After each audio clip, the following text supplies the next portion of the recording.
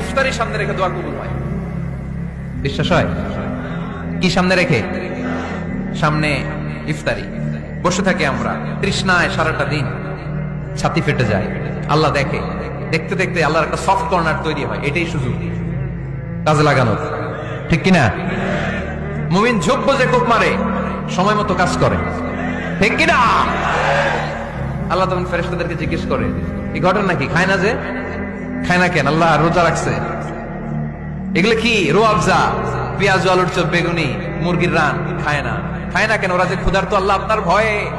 তাই কি চায়? আল্লাহ আপনার কাছে ক্ষমা চায়, ক্ষমা চায়। আল্লাহ রহমতের দরিয়ায় জোশ খেলে যায়।